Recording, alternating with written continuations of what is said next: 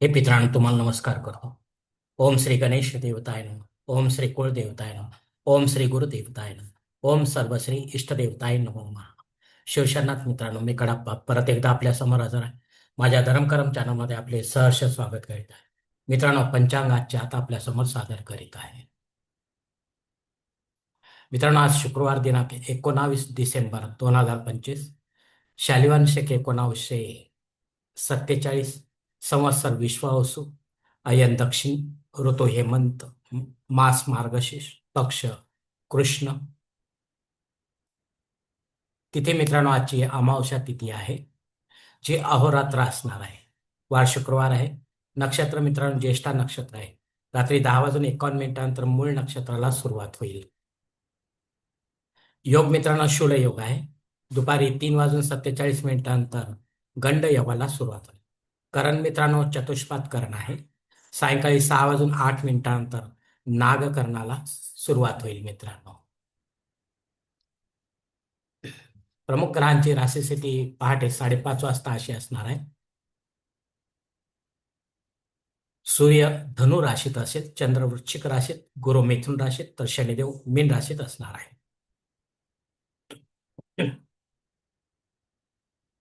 मित्रांनो, सध्या चंद्र राशीनुसार कुंभ, मीन व मेष या 3 राशींना साडेसाती सुरू आहे.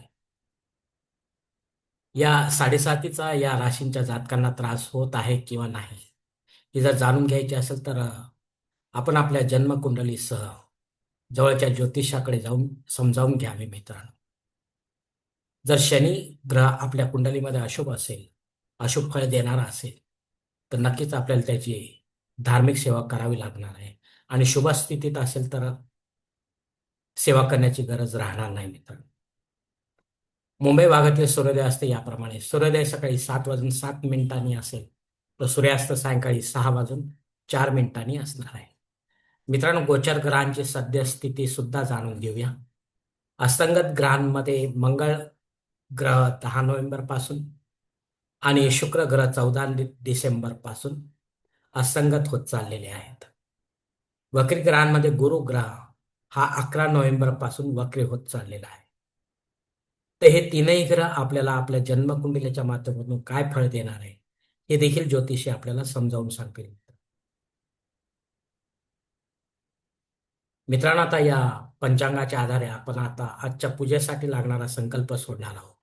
तेव्हा आपण आपल्या उजव्या हाताच्या तळहातावर एक पळी पाणी, थोडे अक्षत, एक फुल वा फुलाची पाकळी घ्या आणि आज छोटासा संकल्प म्हणायला सुरुवात करा. मित्रांनो, हरोम शिव शिव शंभो रात्र्या प्रवर्तमानसत्य ब्रह्मणो द्वितीय परार्धे श्वेतवराह कल्पे वैवस्वत मन्वंतरे कलियुगे प्रथम पादे जम्बूद्वीपे भरतवर्षे भरतखंडे मेरो दक्षिण दिग्भागे महाराष्ट्र देशे व्यावहारिक चांद्रमान शालिवान शके 1947 प्रभावादी षष्ठी संवत्सरामध्ये विश्वासू नाम संवत्सरी दक्षिणायने हेमंत ऋतू मार्गशीर्ष मासे कृष्ण पक्षी भृगुवासरी ज्येष्ठा नक्षत्रे शूल योगे चतुष्पाद करणे अमावस्या शुभ तिथो वीर गोत्रात उत्पन्न में काळप्पा मोहपात दुर्दक्षे द्वारा श्री पार्वतीपती परमेश्वर प्रीत्यर्थ विधिवत नित्य देवपूजा एवं इष्टलिंग पूजा करिष्ये. मित्रांनो, याच ठिकाणी हा संकल्प संपलेला आहे. तेव्हा आपण आपल्या उजव्या हाताच्या तळहातावरील संकल्पाचे पाणी समोरच्या तांबणात सोडून द्या. मित्रांनो, या संकल्पाची वेळ मर्यादा दुपारी 3:47 आहे. या वेळेनंतरही जर आपल्याला संकल्प सोडायचा असेल कुठल्याही धार्मिक विधीच्या संपन्नतेसाठी, तर कृपा करून आपण वर बदललेल्या पंचांगानुसार नवीन संकल्प तयार करावा आणि त्या संकल्पात आपण करत असलेल्या धार्मिक विधीचा उल्लेख अवश्य करावा. तेव्हाच आपली धार्मिक सेवा संबंधित देवतांपर्यंत पोहोचेल आणि त्यांचे आशीर्वाद आपल्यापर्यंत पोहोचतील. आपले जीवन अधिक सुखमय बनेल.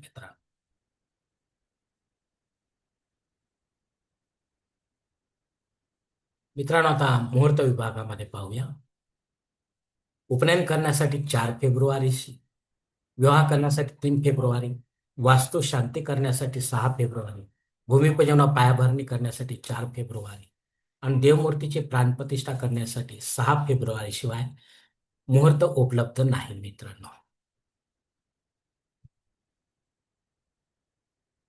मित्रांनो, आज अमावस्या असल्याने कोणत्याही प्रमुख धार्मिक विधीसाठी एकही मुहूर्त उपलब्ध नाही.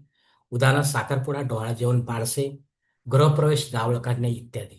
अशा वेळी आपल्या फायद्यासाठी कोणत्याही प्रकारचे मुहूर्त स्वतःहून व पुरोहितांच्या मदतीने तयार करू नका किंवा तसे करण्यास पुरोहितांना भाग देखील पाडू नका.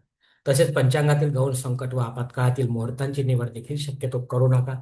कारण ते मुहूर्त इमर्जन्सीसाठी आहेत, परदेशात जाणारे व परलोकात जाणारे या लोकांच्या इच्छापूर्तीसाठी आहेत, सर्वसामान्यांसाठी मात्र नाहीत मित्रांनो.